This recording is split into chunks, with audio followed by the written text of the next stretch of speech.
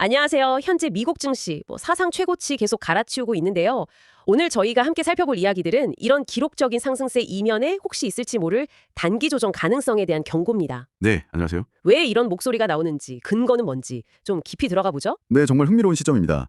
자료들을 쭉 보니까요, 시장 참여자들이 느끼는 어떤 과열 신호랄까 그런 것들이 있고요.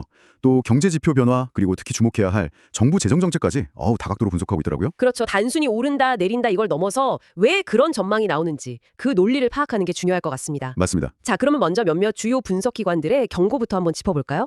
S&P 500 지수가 단기적으로 좀 하락할 수 있다. 이런 전망인데요. 네네. 구체적으로 보니까 최대한 10%? 많게는 15%까지도 하락할 수 있다. 이런 이야기까지 나와요. 그렇죠. 근거를 들어보면 상당히 설득력이 있어요. 우선 지난 4월 저점 이후로 너무 가파르게 올랐잖아요. 그러니까 밸류에이션 부담, 이게 커졌다는 거고요. 아, 네. 너무 비싸졌다. 네. 그리고 물가 상승 조짐이라든지 또 노동시장이나 소비 지출 같은 경제 지표들이 조금씩 약간 둔화되는 그런 모습도 보이고요. 지표가 약간 꺾이는군요. 네. 기술적으로도 보면 그 RSI 지수라는 게 있는데 이게 76을 넘어섰어요. 보통 70 이상이면 과매수 상태로 보거든요. 이런 신호들이 좀 복합적으로 작용하는 것 같아요. 하긴 역사적으로 봐도 8월하고 9월이 통계적으로 증시 성과가 제일 안 좋았던 달이라고 하더라고요. 계절적인 요인도 무시 못하겠네요. 네, 그런 점도 있죠. 그리고 옵션 시장에서도 보니까 하락 위험에 대비하는 비용, 그러니까 풋옵션 가격이 상승에 베팅하는 콜옵션보다 더 비싸졌다는 점도 약간 지금 시장의 불안 심리를 보여주는 것 같고요. 맞아요.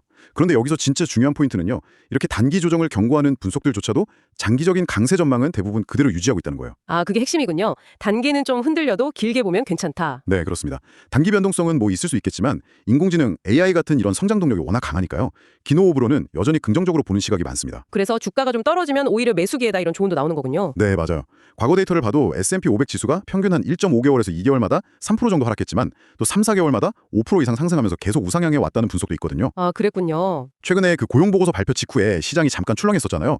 근데 하루 만에 바로 회복하는 모습 보였죠? 이런 게 어떻게 보면 저가 매수세가 여전히 탄탄하다는 증거일 수 있습니다. 단기적인 흔들림을 오히려 기회로 보려는 심리가 강하다는 거네요. 네, 그런 거죠. 알겠습니다. 장기 추세는 긍정적이라고 해도 당장 단기 변동성을 유발할 또 다른 요인으로 유동성 문제가 계속 나오더라고요. 특히 미국 재무부 움직임이 좀 심상치 않아요. 아, 네, 그 QRA 발표 말씀이시죠? 네, 맞습니다. 3분기, 그러니까 7월부터 9월 사이에 무려 1조 달러 규모의 국채를 발행하겠다. 와, 1조 달러. 정말 어마어마한 규모인데요. 네, 맞습니다. 이게 쉽게 말하면 재무부가 시장에서 1조 달러 현금을 쫙 빨아들이고 국채를 내준다는 의미거든요. 그만큼 시중에 돈이 줄어드는 효과가 있는 거죠. 현재 시장 전체 유동성의 한 4.5% 정도? 꽤 큰 규모입니다. 근데 흥미로운 게 지난 2분기에는 재무부가 국채 발행을 거의 안 했다면서요. 네, 그게 좀 특이했죠.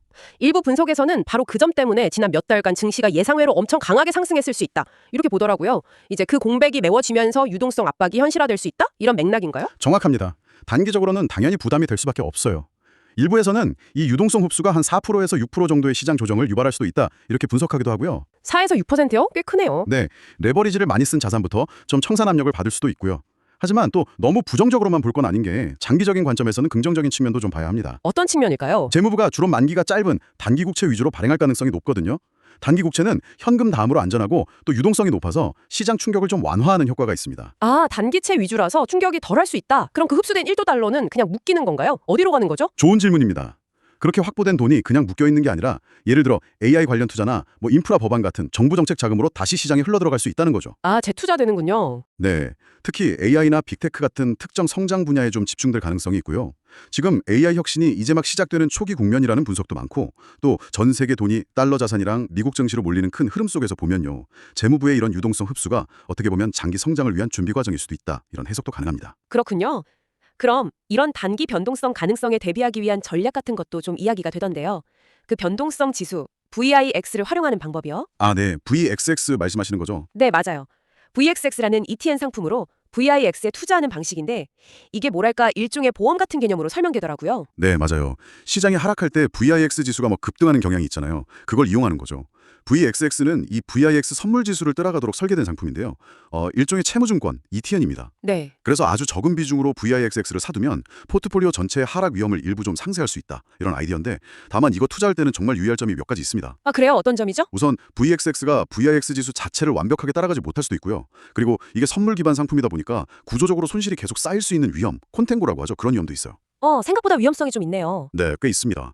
특히 경제 상황에 따라서 성과가 크게 달라질 수 있어요. 예를 들어 변동성이 엄청 심했던 2022년에서 24년 사이에는 VIX는 막 올라도 VXX는 오히려 손실을 보는 경우도 있었거든요. 아, 그럼 해지가 안 되는 거잖아요. 그렇죠. 지금처럼 변동성이 비교적 좀 안정된 시기에는 뭐 해지 효과가 있을 수 있지만 만약 시장이 계속 안정적이면 그냥 보험료만 계속 내는 것처럼 VXX 투자 자체에서 손실이 발생할 수 있다는 점, 이걸 반드시 알고 계셔야 합니다. 알겠습니다. 신중해야겠네요. 자, 그럼 정리를 좀 해볼까요? 미국 증시, 기록적인 상승 이후에 단기 조정에 대한 경고음이 커지고 있다. 높은 밸류에이션, 계절성, 그리고 특히 재무부의 대규모 유동성 흡수 계획. 이게 주요 변수고요. 네. 하지만 동시에 AI를 중심으로 한 장기 성장 스토리는 여전히 유효하다는 시각이 맞서고 있고 변동성에 대비하는 VXX 같은 전략도 있지만 위험 요인도 분명히 있다. 이렇게 요약할 수 있겠네요. 맞습니다. 오늘 살펴본 내용들이 단기적인 시장의 어떤 파도랄까? 그런 것과 AI 혁신, 글로벌 자금 흐름 같은 거대한 조류 사이의 긴장감을 잘 보여주는 것 같아요. 여기서 청취자분들께서는 이런 질문을 스스로에게 한번 던져보시면 좋겠습니다. 네, 어떤 질문일까요? 앞으로 올 수 있는 단기 변동성에 나는 어떻게 대응할 것인가? 그리고 동시에 이런 분석들이 보여주는 더 큰 그림, 즉 장기적인 기회를 놓치지 않으려면 어떤 준비가 필요할까? 뭐 이런 고민이요. 이게 앞으로의 투자 방향을 정하는데 중요한 실마리가 될 수 있을 겁니다. 네, 좋은 질문이네요. 단기 대응과 장기 기회 사이의 균형. 오늘 말씀 감사합니다. 네, 감사합니다.